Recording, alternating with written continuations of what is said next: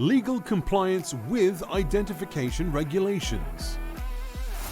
Moderated by Dieter Brockmeyer, Diplomatic World Institute. With Adrian Doerk, Main Incubator, Lissi Identity. Pradeep Goel, Solve.care.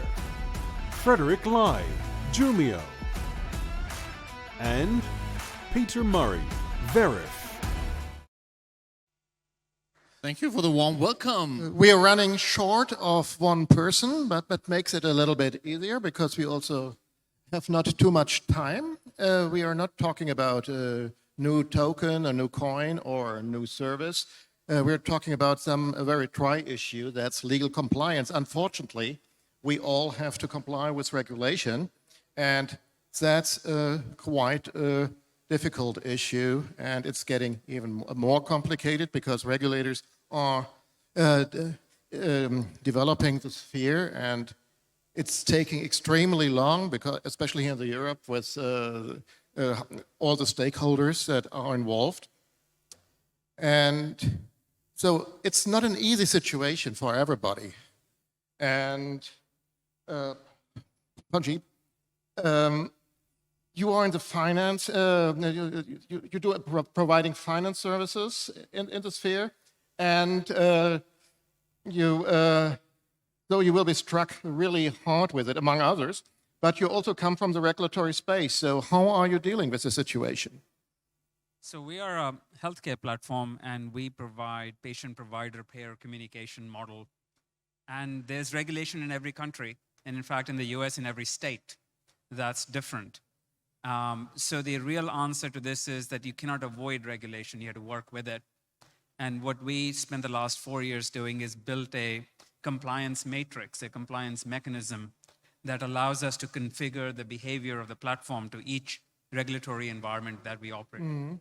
But the answer is, particularly in healthcare, but in any other regulated industry, you have to at least show the regulator that your intentions to protect all parties is there. Even if there's no regulation per se that dictates your blockchain, you have to clearly demonstrate the intent to be compliant. Okay, I'm changing it a little bit because of the time issue. You are, Adrian, you are really an expert in wallets and digital identity. And that's another very big issue, especially in the legal space and to comply with. So how are you dealing with the situation, and what does it mean to these really important issues of wallet and identity?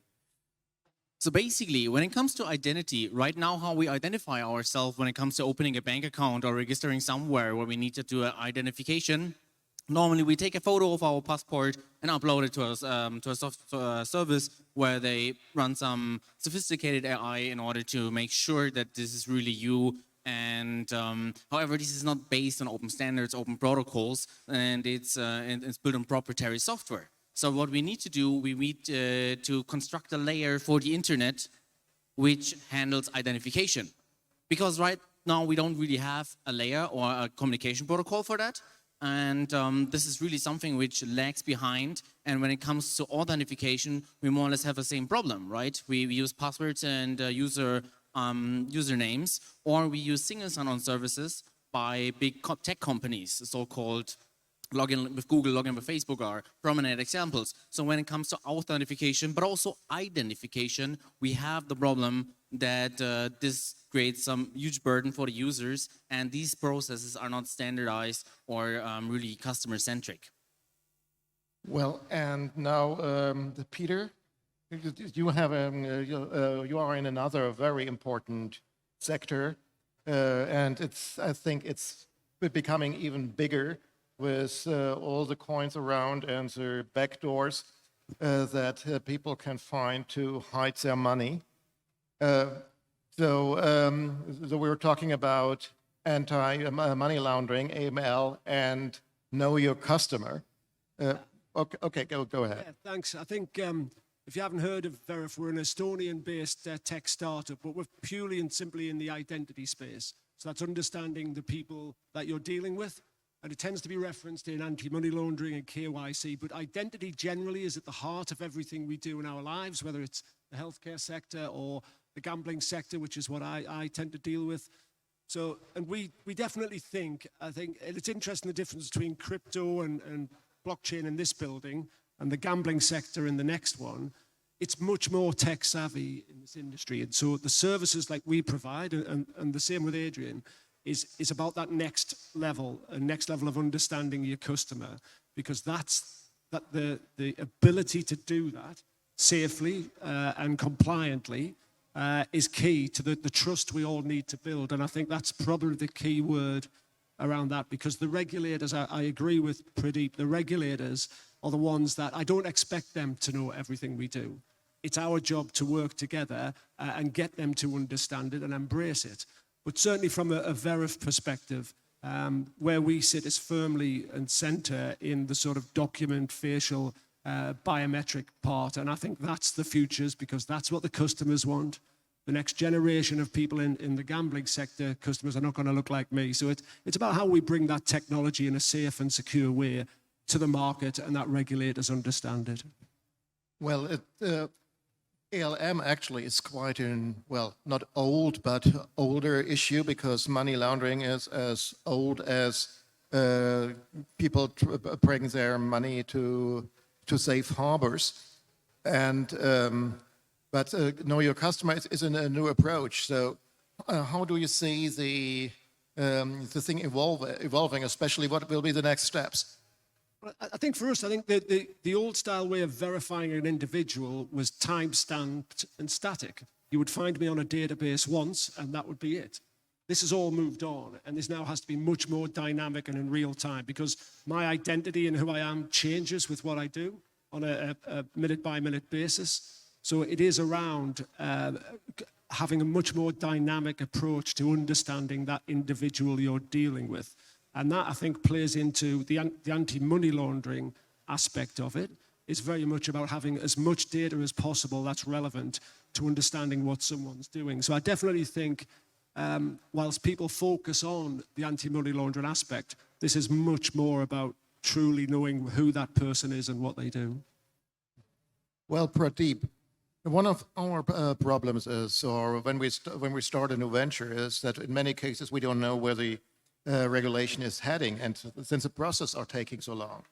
Is there any way to get more security for a company, or is there any way to speed up these processes to create level playing fields, or to make it more transparent and easier for everybody? So in healthcare, and I think it's true in most industries, but I come from healthcare space, you have many identities. So you have the human identity, who you are, but then you have the clinical identity, what diseases and what conditions you have, what predisposition to disease you have. You have the benefit identity as to which insurance policy you might or might not have had. You have a citizen identity as to what public programs you might participate in. And you also have a family identity as to what kind of a support structure you have. Then you have a financial identity as to who's going to pay your bills. So you have all these different disparate views of a patient, and they're all in different systems. So I was an insurance executive, so I knew a lot about your benefit identity, but I don't want to know anything about your clinical identity.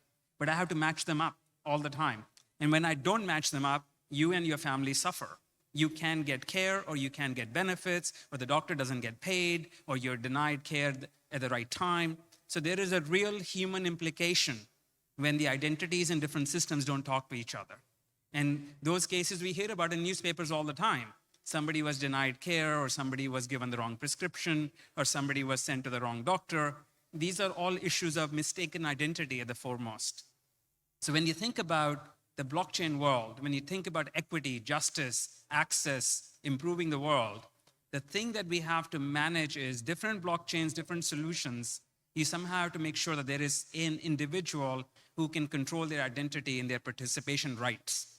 So from our perspective, you, me, our kids, our parents should control their identity, and then should publish the requisite component of the identity to the chain or the system or the wallet or the program that you're participating in. And to do that securely is a great opportunity and a great challenge of the blockchain community. Well, Adrian, Are payments a solution for digital identity? He just was talking about the importance of the digital identity. So are we having a kind of a solution here? Could you repeat the question, please? No, the payments and digital identity. We talked about that. Yeah, so well, first I want to come back to his point because identity is contextual, and that's a great point because when we take a look at it, then we're all based on this foundational identity, how the Canadians call it, but in the end it highly depends on the relationship, the context of the interaction. So it's a great point. And when it comes to finances, then obviously there we have certain aspects as well where we have KYC regulations, AML regulations, and all that different regulations enforced by institutions which they need to control in order to make sure that their clients are conform with the regulation. And right now, for example, we have the AIDAS regulation, which is transformed or which is proposed in AIDAS 2.0, where they talk about wallets a lot. So it's quite interesting to see where this kind of whole space is developing, not only in terms of payments, which were traditionally quite wallet focused, especially with the crypto ecosystem, but rather now we take identity and put it into the wallet again as well. So basically we have the wallet as a user centricity tool, which manages not only the finance aspects of it, not only the all the payment stuff, and maybe also some other crypto ecosystem interactions, but also identification and authentication. And once we have that all together in a tool, in a wallet, which we basically give to the user as a tool, then this is really powerful and something which the user can control, and that's something which we need to build as a society. Okay, since we are really running short now, I'm also going to change my closing question, and I'm just asking, quick round, one word or sentence. The regulation, friend or foe? The what? Friend or foe? It depends. Our regulation is necessary. Very short. It can be a friend, but it's most of the time it's not necessarily. Okay, Peter. Sorry, what was the question? Is regulation necessary? Yes, is the answer to that. Because this is around, it has to have trust in the identity space. Now, whether you believe the right regulator's doing the right thing is a different thing. But I think the fact is, if a regulator understands and do it, the customer, what does the customer want? They feel much more secure if there's some form of regulation around it. Okay, and your assumption, very short. I think regulation is a foe if you ignore it or if you try to take advantage of one party over the other. But if your intentions are to create equanimity and trust, then regulation can be your ally. Okay, thank you, everybody. It was a very quick round, and I really hope we had some information that you could take away with you. Thank you, everybody, and I'm now giving over to the next speaker. I know it's a good friend of mine. Thank you very much. Thank you.